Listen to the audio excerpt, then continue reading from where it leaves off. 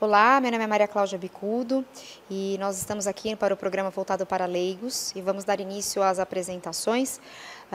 Agora vou falar sobre o que é a próstata, o que é PSA, é normal a próstata crescer e quando devo procurar o urologista.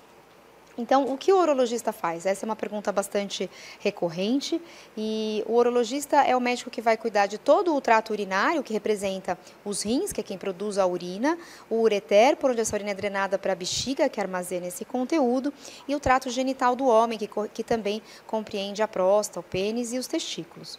Portanto, o urologista deve ser procurado em situações onde você tem cálculo no rim, no ureter, na bexiga, em situações de tumor, em situações de incontinência, seja escape de urina durante o momento que está sendo armazenada, infecções urinárias e qualquer alteração do sistema genital masculino.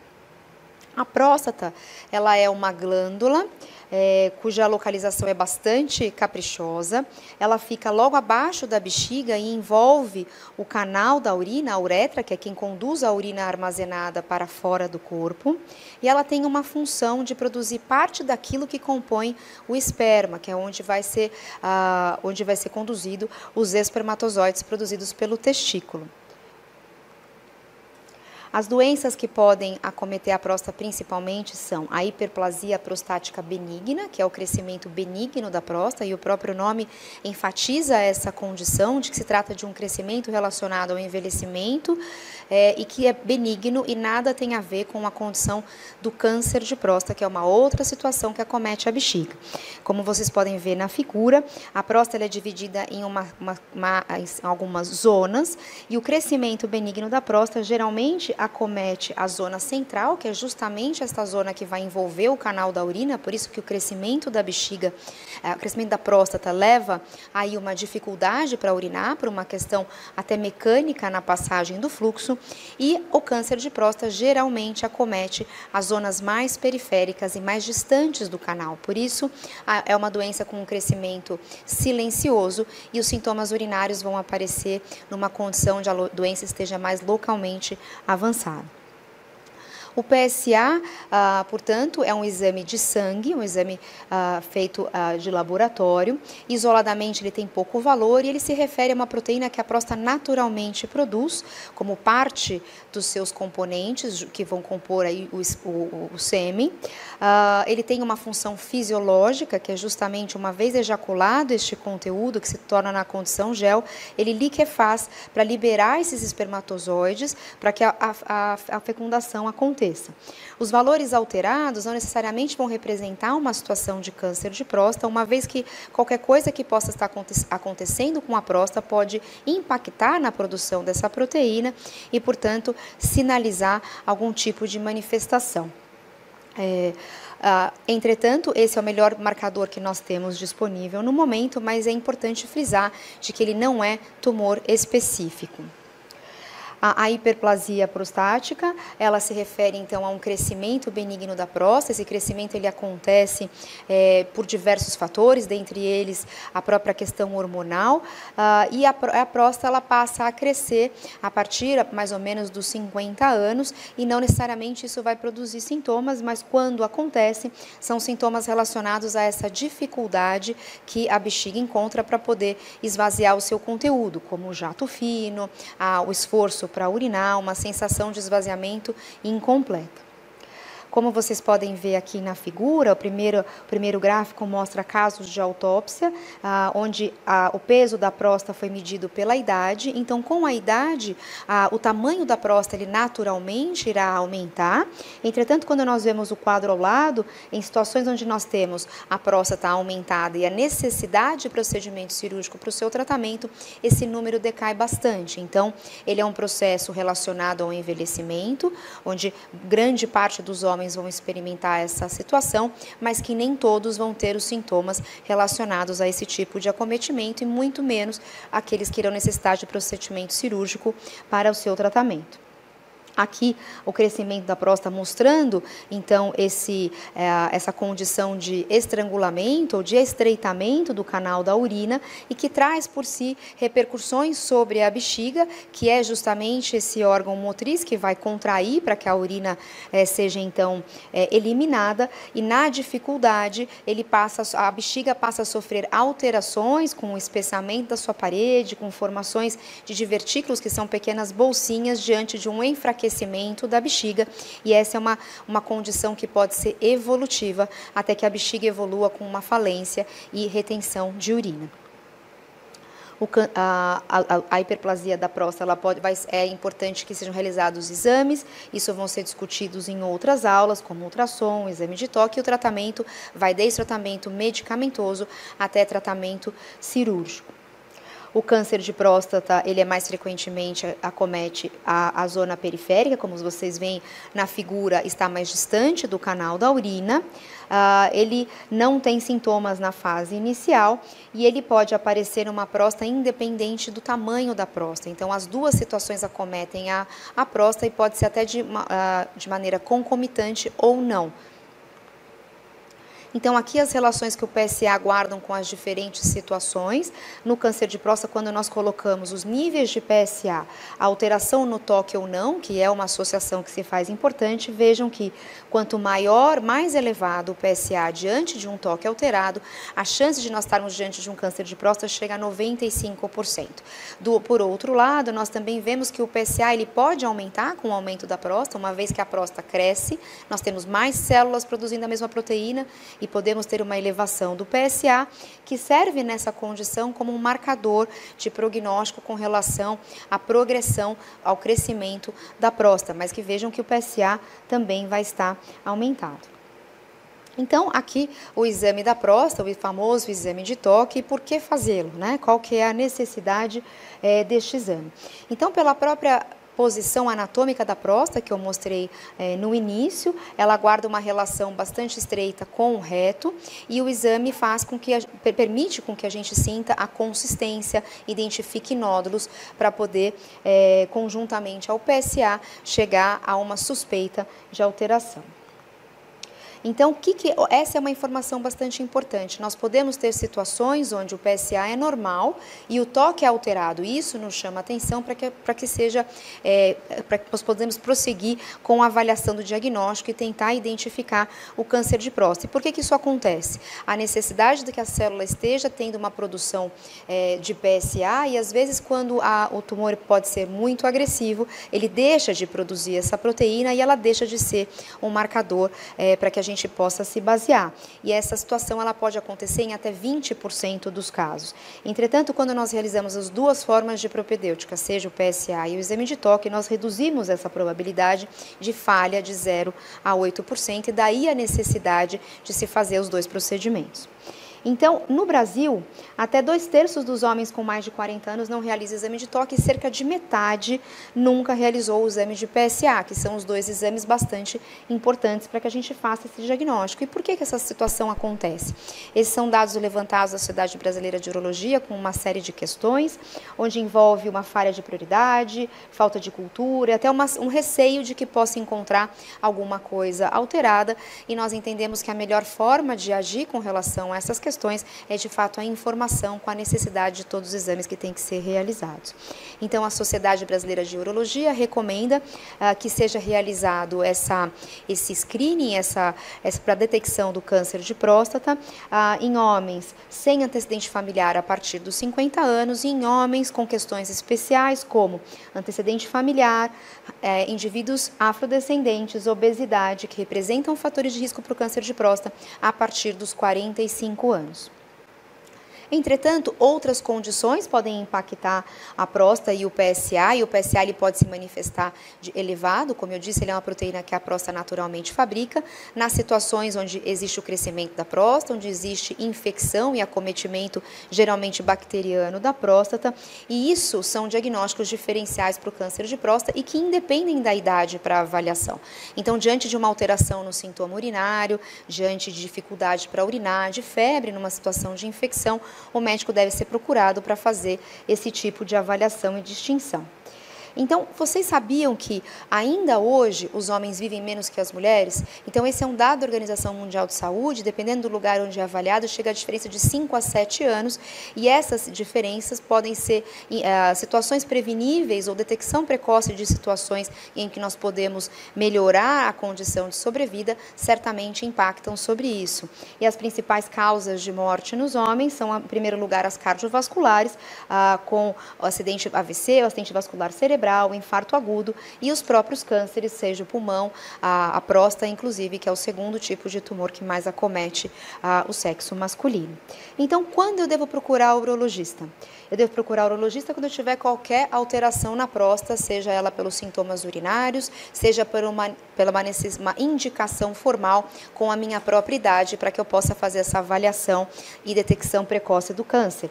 Em situações de cálculo renal, em situações de problemas hormonais, especialmente associados à testosterona, alterações da função erétil, infecções sexualmente transmissíveis, qualquer outra doença que acometa o trato geniturinário, o trato genital do homem e urinário de ambos os sexos, perda de urina, fertilidade. Na adolescência, ele é um momento bastante importante, justamente para orientar o início de atividade sexual, a prevenção de doenças sexualmente transmissíveis e o gerenciamento da saúde em geral, colocando aí o urologista como médico do homem. Então era isso, eu agradeço a atenção de todos, muito obrigada. Olá, dando continuidade ao nosso programa para leigos, eu vou falar um pouco sobre quais são os sintomas do prostatismo, da hiperplasia prostática benigna, de obstrução. Isso é muito frequente o paciente vir ao consultório e eu pergunto, o senhor vai fazer um check-up? E a gente pergunta, o senhor urina bem? Eu estou urinando muito bem. Aí eu falo assim, o seu jato está igual quando o senhor tinha 20 anos? Ah, doutor, que é isso? Claro que não. Então existe uma dificuldade de reconhecimento. Quais são os verdadeiros sintomas prostáticos? Eu dei uma olhada antes da aula no YouTube, na internet. A pessoa lista os sintomas, mas não explicam como é que eles surgem. Então vou tentar fazer isso de uma forma um pouco didática. Vamos ver se a gente consegue. Então aqui está a bexiga, próstata.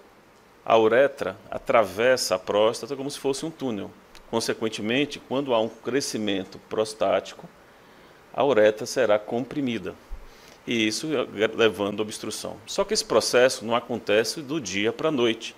Isso começa a próstata crescer durante a puberdade, a próstata produz parte do esperma, e ela controla o entroncamento ali, regulando a passagem de urina, a passagem de esperma, porque se misturarem os dois, você tem infertilidade. Então a próstata é um órgão muito complexo e ele gerencia tudo isso. Bom, e o que acontece? Então aqui nós vemos novamente a uretra atravessando a próstata, aqui a parte central é que dá a hiperplasia. Não é essa região comumente afetada pelo câncer. O câncer, na verdade, dá na parte posterior, onde tem o reto. Por isso que nós fazemos o toque retal. Tá? E a pessoa pergunta, doutor, minha próstata tem um tamanho normal para a minha idade? E é claro, se eu disse que a próstata vai se preparando para a atividade sexual, ela começa a se desenvolver com o início da secreção de testosterona em maiores quantidades. A testosterona age como um fermento para a próstata. Então ela vai crescendo gradativamente, só que ao contrário da mulher que tem a menopausa, o homem não para de secretar testosterona. Metade continua com os mesmos valores da vida jovem e uma parte diminui, mas nunca é zero. Então a próstata tem um estímulo constante para o crescimento, aos 20 anos mais ou menos 20, aos 80 mais ou menos 40, 45. Notem que isso é uma linha de crescimento médio. Existem pessoas, já operei pessoas com próstata, 200, 300 gramas. Imagine a dificuldade para esse indivíduo urinar. Então a próstata não cresce, cada um cresce de uma forma. Geralmente nós consideramos que tem 2 lobos laterais e um lobo central. Às vezes esse lobo mediano aqui, que está mais próximo à bexiga, ele cresce mais que os outros. De repente, somente os lobos laterais e o lobo mediano não crescem. Às vezes os 3 crescem e às vezes em situações não tão raro, mas em 5% dos casos você tem um crescimento apenas da região central sem ela parecer tão grande no ultrassom. Esses casos a gente tem que fazer um diagnóstico preciso porque muitas vezes o paciente urina mal, mas com uma próstata relativamente pequena aparentemente. Então aqui é o aspecto de uma próstata normal, quando a gente passa o endoscópio. e vejo aqui uma próstata crescida, esse lóbulo lateral cresceu e obstruiu, né? E aí o que é que acontece? Qual é o percentual de indivíduos com 40 anos que tem sintomas clinicamente significativos? 14%. Acima de 60 anos, quase metade dos pacientes tem sintomas prostáticos.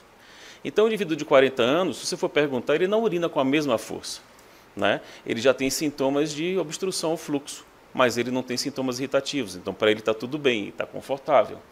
Então, esses são os sintomas obstrutivos. Se obstrui, dá o jato fraco, demora para começar a micção, existe o jato fraco, o gotejamento terminal, quer dizer, a uretra demora para esvaziar, a sensação de que não saiu tudo, ficou urina lá dentro, e culmina com a retenção urinária. É muito chato você travar a urina, é uma emergência, o paciente passa muito mal. A bexiga é quem sofre, a próstata fecha, mas a bexiga tem que fazer mais força. Aí fica parecendo uma bexiga como Arnold Schwarzenegger, ela fica forte. A pessoa, puxa, doutor, minha bexiga é forte, pelo menos isso. Eu disse, é ruim, porque uma bexiga forte, ela é dura, não cabe urina. Então, o que acontece? Nós temos aqui a bexiga, ela com a mucosa normal, né? Ela lisa, a uretra está livre, e a zona central, então, o que acontece com ela? Ela começa, então, vai começar a crescer. Se a gente olhar a bexiga de uma pessoa que não tem obstrução, ela é lisinha. Agora, o que acontece, por exemplo, quando a bexiga cresce? Então, quando a bexiga ou a próstata cresce, vou ver agora aqui. Opa. Agora, quando a próstata cresce, obstrui o canal, então o que é que acontece? A bexiga tem que fazer mais força. E ela vai ficar hipertrófica. Vocês sabem quando o músculo fica hipertrófico, fica duro. A pessoa que faz muita musculação, o muque é duro. A bexiga dura não é legal. Ela é um órgão de armazenamento, ela tem que caber urina. Se ela está dura, ela vai diminuir o volume, a capacidade vesical. Consequentemente, a pessoa vai urinar toda hora. Quanto mais tempo passar sem tratamento, menor ela vai ficando. Paralelamente a isso, ela não consegue urinar tudo, então vamos supor que a bexiga normal vai 400, 500 ml, ela passa para 300. A cada micção, ela sempre fica com 100. Na prática, ela tem uma bexiga de 200 ml. Então, o que ela aguentava ficar 4, 5 horas sem urinar, ela vai ficar 2, né, 1h30. Daqui a pouco, o indivíduo começa a ficar preocupado com o banheiro, né? Isso é muito chato. Então, aqui observem, quando a próstata está obstruída, você passa o aparelho na bexiga, veja isso aqui, ó. Essas traves, o que são? São os músculos, os feixes musculares. Você vê que fica tudo hipertrofiado. Isso não é bom. Bom, e aqui a representação do resíduo pós-miccional. A pessoa nunca fica com a bexiga vazia. Isso propicia o quê? Dá infecção. Além disso, o músculo está muito grosso, fazendo muita força, ele começa a ter tremores. A bexiga fica chamada hiperativa. No começo, essas contrações são de baixa amplitude, ou seja, são leves. A pessoa tem um desejo miccional, dá vontade de ir no banheiro, isso aí vai aumentando, até ter a urgência, aquela vontade imperiosa. Sabe como a pessoa tem diarreia? Seria o equivalente a pessoa, se não for no banheiro, pode urinar perdendo a calça. Isso é muito constrangedor, né? Eu tinha um paciente que ele era padre, então quando ele começou a ter problemas, ele mandava uma pessoa ler uma homilia lá e ia urinar. Depois, durante a missa, ele tinha que urinar 2 vezes, até o dia que ele urinou na batina. Então ele disse, opa, eu tenho que procurar tratamento. Na verdade, está aí, isso já está muito difícil. O que é que acontece com essa bexiga, com essas condições? Ela começa a depositar colágeno, ela fica inflamada. E isso, se você tem um ponto de tratamento, se você não tratar, você pode melhorar, deixar de piorar, mas não reverte. Então, por isso, a gente tem que ficar atento a esses sintomas e tratá-los assim que possível. E realmente, qual é o sintoma que mais enche o saco do paciente? É levantar à noite para urinar. Até uma vez, tudo bem, mas se você começa a levantar 2, 3 vezes, você não descansa. Você pode até dormir ali um horário contado, mas você não tem a sensação de repouso. Acorda no outro dia cansado, chateado, irritado, fica querendo dormir pelas tabelas, e isso tem é equivalente a uma apneia do sono. Isso atrapalha muito a vida da pessoa, né? E, inclusive, já está mostrado, se você levanta mais de 2 vezes por noite, você perde 5% da sua expectativa de vida. E isso atrapalha tudo. Não é só não urinar. Você tem que, a nossa próstata, a bexiga, o sistema urinário não está destacado no nosso organismo. A gente perde qualidade de vida e, consequentemente, vida. Então, nós temos que tratar esses sintomas. Aí a pessoa fala assim, não, doutor, mas eu tomo diurético, eu faço isso, é porque... Não, essas são desculpas. A nictúria, quer dizer, levantar à noite para urinar, a grande parte é causada pelo HPB. E como é que a gente investiga? Claro, basicamente a gente não opera baseado no tamanho da próstata. A história, sintoma. Eu mostrei para vocês que tem pessoas que têm a próstata relativamente pequena, mas é muito sintomático. Então, são essas perguntas. Você levanta à noite para urinar, tem urgência, sensação de tem um jato fraco, sensação de esvaziamento completo, é isso que a gente tem que saber. O exame físico toque retal, a gente consegue ter uma noção do tamanho da próstata, um toque retal, afasta tumores. E isso aqui também é muito importante, que é um questionário com essas perguntas sobre os vários sintomas, e você dá uma nota de 1 a 5, no final você soma e você consegue ter uma... Bom, eu tinha aos 40 anos uma nota 10, aos 50 tinha uma nota 15, eu vejo a progressão. Assim mesmo, você pode ter uma melhora do score quando você trata. Então, isso é importante você fazer esse sintoma, o PSA, e aí eu vou mostrar. Por exemplo, a gente faz a urofluxometria, você urina num sensor, num aparelho, e aqui é uma pessoa que urina normal, ó, forma em curva de sino. Muito diferente de uma pessoa obstruída. Você está vendo cada pico desse aqui é fazendo força com a barriga para urinar. Já pensou? Tem gente que faz força para urinar e isso aparece o quê? Hérnias e hemorroidas. Então, a consequência, isso vai se agravando. Às vezes, aquelas próstatas pequenas, a gente passa sensores na bexiga, a gente mede a pressão interna durante a micção, isso pode nos favorecer. Então, agora, novamente apresentando sintomas, eu acho que vocês conseguem ver quais são e entender. Entendendo, vocês vão saber reconhecer. Se eu só listasse e não explicasse a fisiopatologia, vocês iam esquecer logo, logo. Então, essa aqui são os questionários, pergunta, faz o resultado, isso aqui só para mostrar. E como é que eu trato? Sempre eu faço tratamento medicamentoso antes do cirúrgico, né? Então, aqui é a medicação que foi a classe de medicações que foi mais utilizada lá atrás. Não lembra que eu falei que a testosterona é o fermento da próstata? E existe uma forma 10 vezes mais potente que a de hidrotestosterona. Existe essa enzima, se a gente usa essa enzima, a gente bloqueia, a medicação a gente bloqueia a enzima e com isso a gente não tem esse crescimento tão acentuado. Qual é a vantagem disso? Que você consegue uma redução, às vezes, de 30% no volume da próstata. É o único tratamento que reduz a próstata. Qual é a desvantagem? Afeta a libido em alguns pacientes, né? E pacientes que tomavam isso notaram crescimento de cabelo. Essa é a medicação Propécia, que é usa para queda capilar, em 1 miligrama, que são 5 miligramas. Bom, e o que a gente usa mais hoje é a tansulosina, que ela não é um mecanismo hormonal. Observem que a cápsula prostática ela é constituída de músculo, tem o colo vesical e isso gera um determinado grau de compressão. Quando você toma essa medicação é como se fosse um relaxante muscular específico daquela região. Ao abrir um pouquinho a cápsula, que é a uretra, porque relaxa o músculo, você consegue urinar melhor. E isso o efeito é imediato. Então melhora primeiro os sintomas obstrutivos, o jato fica mais forte. E depois a bexiga, aos poucos, vai relaxando, não está fazendo tanta força, que ninguém fica, um Arnold Schwarzenegger parando de fazer exercício, não fica flácido no outro dia. Então você tem que esperar no mínimo 3 meses para reavaliar e ver se o paciente está melhorando, se a bexiga está expandindo, certo? Então isso às vezes, hoje em dia, você combina os dois, existem medicamentos combinados, a mesma pílula tem as 2 medicações e isso funciona. Quando você não tem uma melhora, estabiliza, ok. Mas se você, apesar de tomar medicação, você piora, então está indicado você fazer o quê? Operar. Então, esse é o racional do médico a indicar cirurgias. Então, a hiperplasia da próstata causa graus progressivos de obstrução fluxo-urinária e são sintomas obstrutivos e, por último, os irritativos. A bexiga realmente fica irritada de tanto fazer força. Aquele score deve ser empregado para você comparar o paciente ao longo do tempo, se melhorou, piorou ou não teve efeito sua medicação. Eu acho que a nictúria e a urgência miccional, a nictúria é levantar à noite, pessoal, geram um desconforto tão grande que é isso que inicia o tratamento medicamentoso e essas são as drogas que a gente utiliza e, claro, vocês têm que começar a usar com acompanhamento médico. Espero que tenha sido claro nas minhas explicações. Obrigado.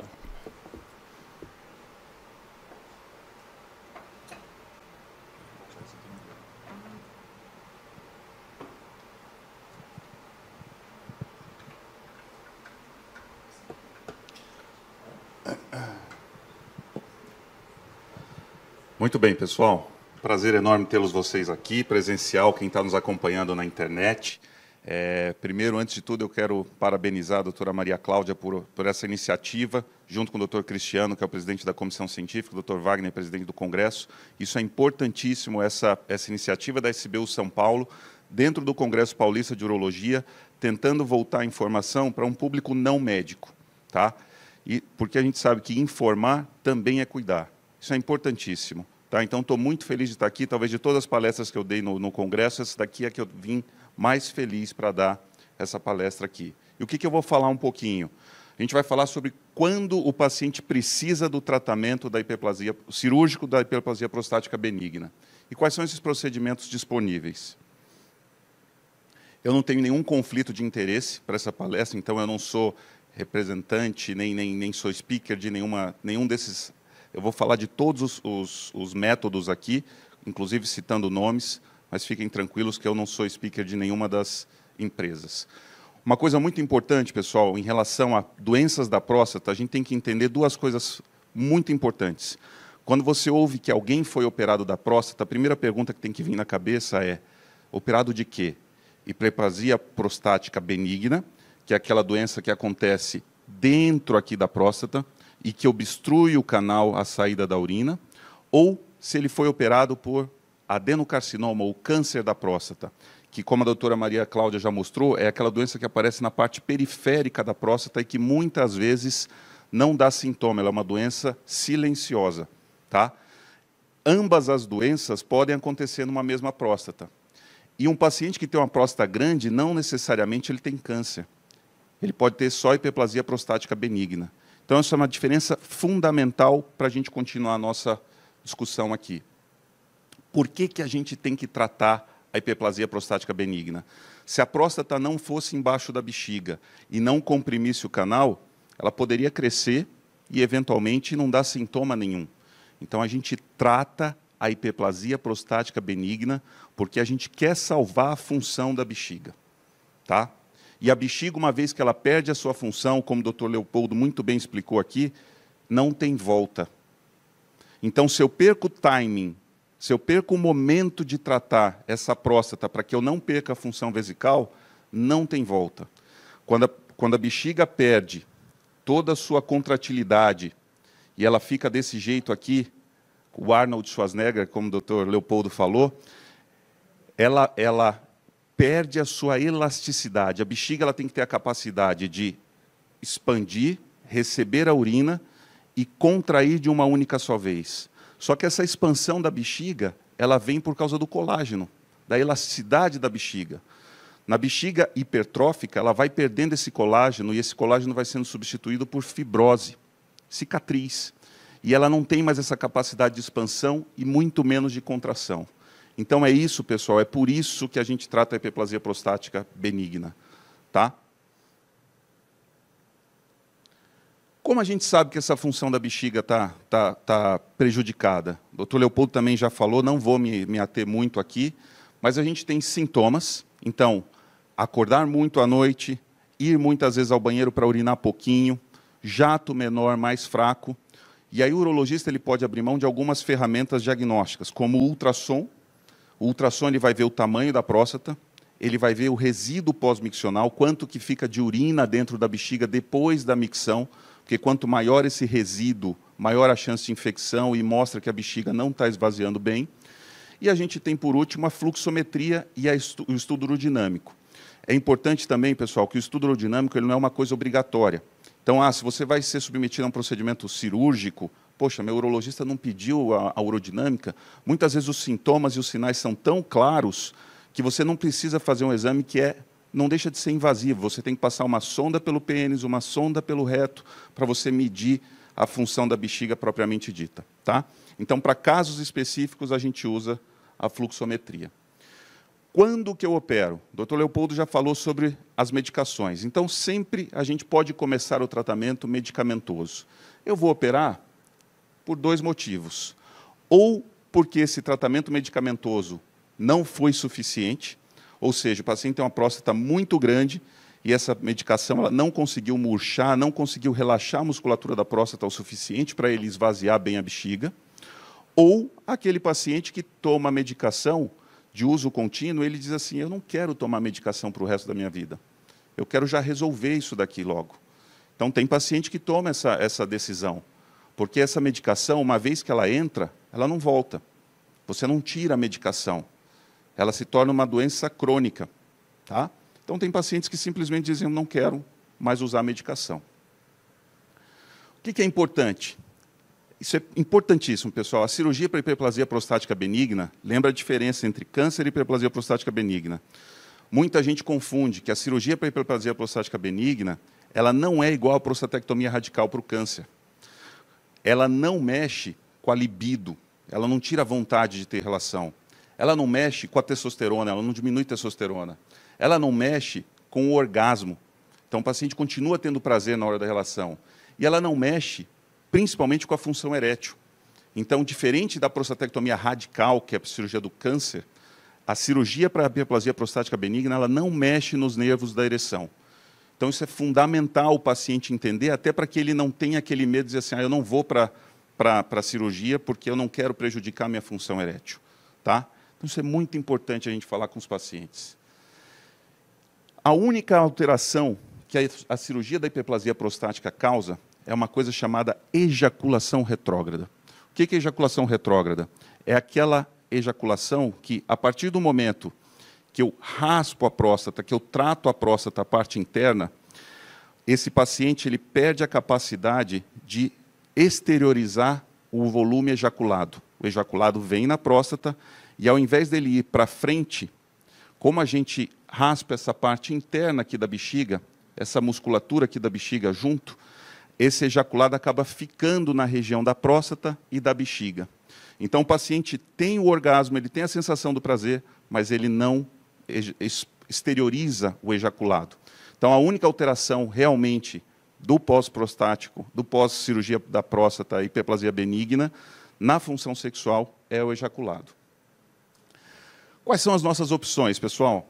Se vocês olharem aqui, isso aqui é o guideline da cirurgia americana, da Sociedade Americana. Olha o tanto de sopa de letrinha. Então, a gente costuma dizer que quando a gente tem múltiplas opções para uma só doença, nenhuma delas é a melhor, nenhuma delas é reconhecida como a melhor. Então, o importante para a gente, pessoal, é definir, para nós urologistas, é definir qual é a melhor cirurgia para aquele paciente. E uma das coisas que a gente usa é o tamanho da próstata. Então, a gente pode usar próstatas pequenas, médias, a gente usa em termos de grama, tá? Então, pequena até 30, média 30 a 80, grandes de 80 a 150 e as muito grandes acima de 150. Para cada tipo de próstata, eu tenho as minhas opções. Tá? Então, vamos a elas. Para as próstatas médias, até 60 e 70 gramas, sem sinal de prejuízo da função da bexiga, é possível a escolha de preservar a ejaculação. O paciente pode dizer, eu quero preservar a minha ejaculação. E aí existem as técnicas minimamente invasivas, que muitos podem ouvir como MISTs, do inglês, Minimally Invasive Surgical Therapy. Então, essas MISTs, elas são procedimentos que preservam a ejaculação, são procedimentos rápidos ambulatoriais, todos por via endoscópica, alguns até sem anestesia geral. Nos Estados Unidos se faz regime ambulatorial, o paciente vai para casa no mesmo dia, mas todos eles são paliativos. Eles não tratam a hiperplasia prostática totalmente. Eles abrem o canal da próstata. Quais são eles? Vamos a eles. O primeiro deles é o iTind. É uma molinha, como se fosse um stent, que a gente coloca dentro da próstata, ela fica por 5 dias e depois a gente retira. Essa molinha é capaz de expandir a próstata, abrir esse canal. Qual é a vantagem? Rapidez, preserva a ejaculação e tem poucos efeitos colaterais. Qual é a desvantagem? É um paliativo. Vai durar algo em torno de 3 anos, na melhor das hipóteses. Qual é a outra opção? O Rezum. O Rezum ele é uma agulhinha que vai pelo canal da próstata e ele vaporiza com um vapor d'água quente a parte interna da próstata. Vantagem, rapidez e preserva a ejaculação. Desvantagens, também, paliativo. Só pode ser usado para próstatas até 80 gramas.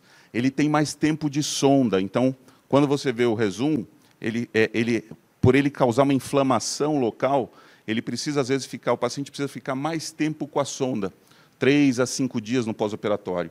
E ele pode dar alguns sintomas irritativos no pós-operatório. Próximo deles, Urolift, tá? Os dois primeiros, o iTind e o Rezum, tem no Brasil. O Urolift ele tinha no Brasil até pouco tempo, por questões logísticas e até de custo, acabaram retirando, então não tem mais o Urolift no Brasil, mas alguns pacientes foram submetidos a essa técnica no Brasil. O Urolift nada mais é do que são ganchinhos que abrem o canal prostático. Tá? Então, a gente coloca, através da via endoscópica, ganchinhos para abrir esse canal prostático. Mesmas vantagens dos outros. Rapidez, preserva a ejaculação, não precisa de sonda. Desvantagem, paliativo, próstatas menores, ele pode dar um pouquinho de sensação de tenesmo, que é aquela sensação todo o tempo de querer urinar. Tá? Então, no início, pode dar isso daí. E uma coisa importante, ele dificulta as cirurgias posteriores. Se esse paciente que tem uma hiperplasia prostática, daqui a 3, 4 anos, tiver um câncer de próstata, esses ganchinhos eles podem prejudicar a cirurgia. Isso é importante ser discutido com o seu urologista. Por último, o Optilume não tem no Brasil, talvez chegue. É uma sonda que também, do mesmo jeito que o iTind, que amplia, só que em vez de ser uma molinha, é uma sonda com um cortezinho e uma medicação para prevenir inflamação. Então, ela abre o canal da próstata, é uma passagem rápida de sonda, você expande a sonda dentro da próstata, ela corta e gera uma abertura desse canal. A mesma vantagem dos outros, mas ainda não tem no Brasil. E, por fim, aí de minimamente invasiva, a gente pode falar da embolização prostática, que até pouco tempo atrás foi colocado como assim a grande cereja do bolo, ia revolucionar e acabar a cirurgia da próstata, mas o que a gente vê?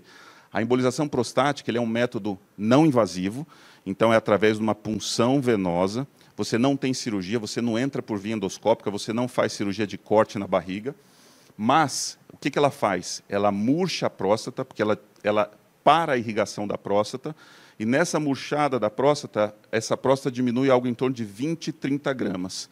É mais ou menos o que a medicação, como, por exemplo, a finasterida, a dutasterida, fazem. Elas murcham a próstata. Só que vocês imaginam que uma próstata muito grande, isso não vai ter um efeito total para o paciente. Tá? Então, não é comparável ao tratamento cirúrgico. A grande vantagem é minimamente invasivo. Talvez a gente deva pensar isso daqui para aqueles pacientes que têm muito pouca condição cirúrgica, múltiplas comorbidades, mas está com a próstata muito grande, está com dificuldade para urinar, a embolização talvez seja um bom método. Vamos agora para as opções de tratamento mais duradouros, porém, tem altas chances da ejaculação retrógrada. Quais são eles? A clássica RTU, vocês vão ouvir falar, é a ressecção transuretral. Você resseca a próstata através da uretra. Então, você entra por via endoscópica e você usa essas alcinhas aqui para raspar a parte interna da próstata e abrir o canal. Qual é a vantagem? Esse é o padrão ouro. Então, assim, é o procedimento cirúrgico mais utilizado ao longo do tempo dentro da urologia. Tá? Ela tem a peça para anatomia patológica. Você tira a peça, manda para o patologista e, algumas vezes, 10% você é até surpreendido que nessa porção interna da próstata pode ter um câncer de próstata. Tá?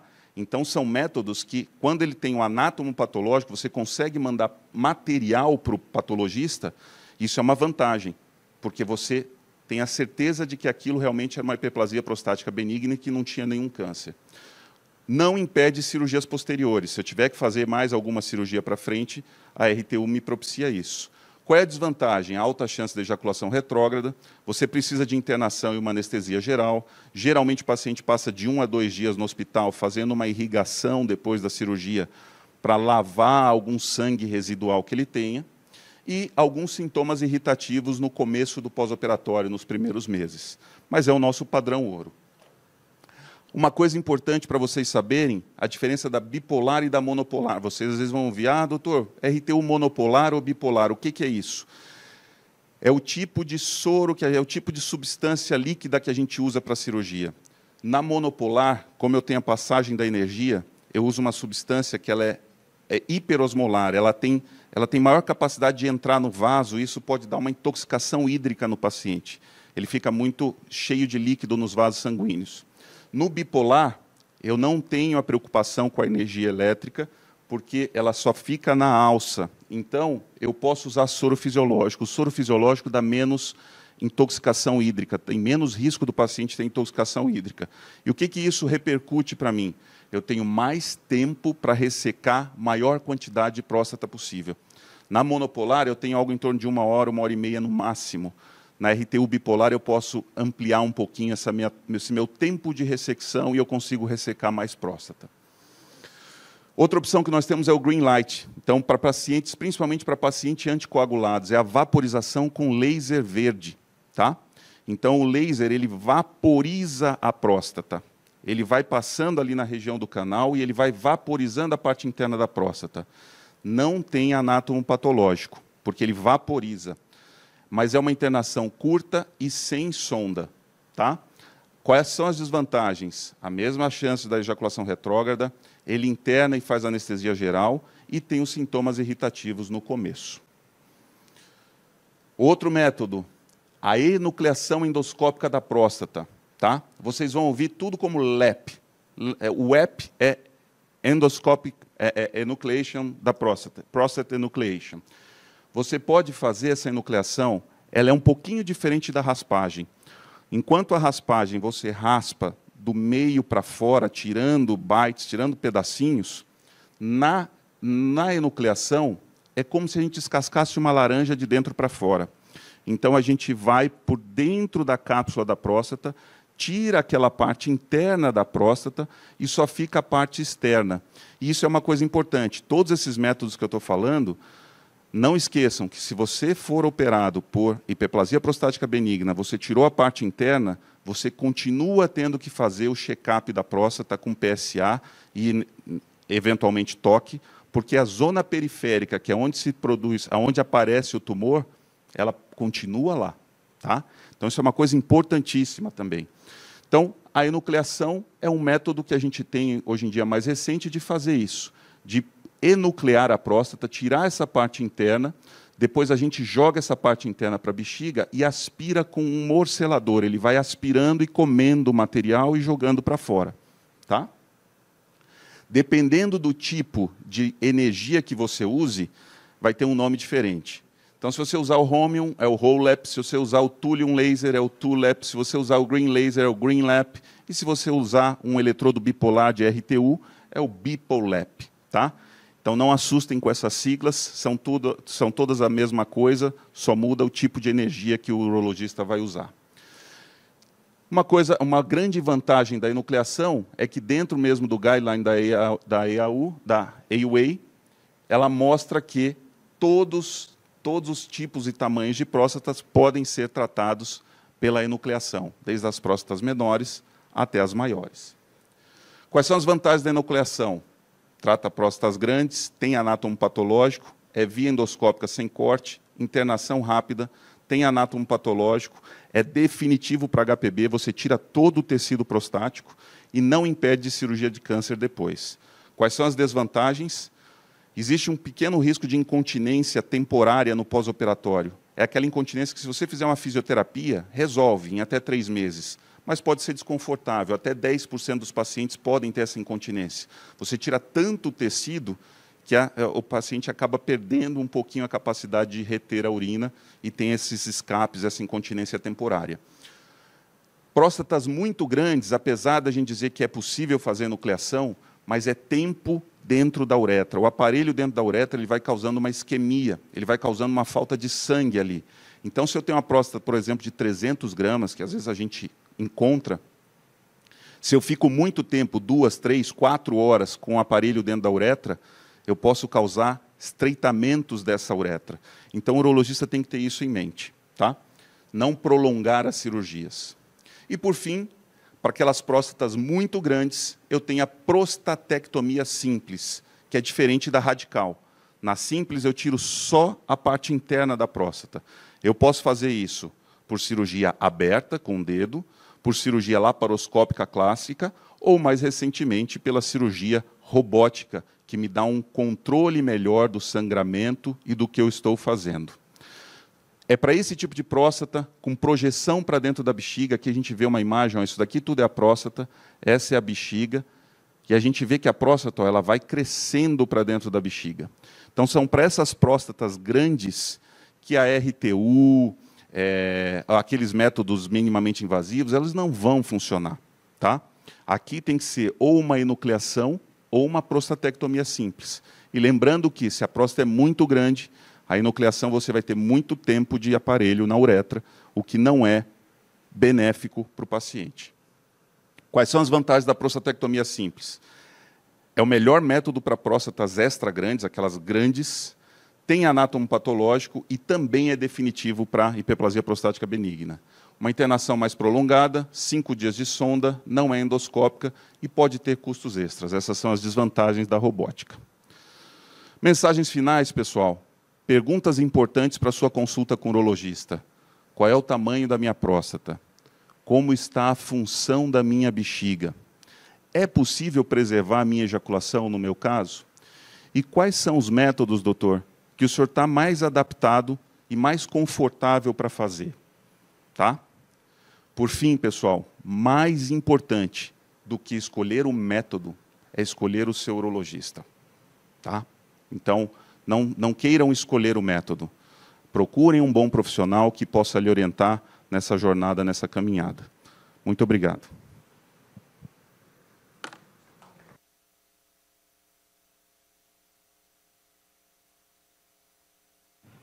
Bom, nós temos um espaço para perguntas. Já temos algumas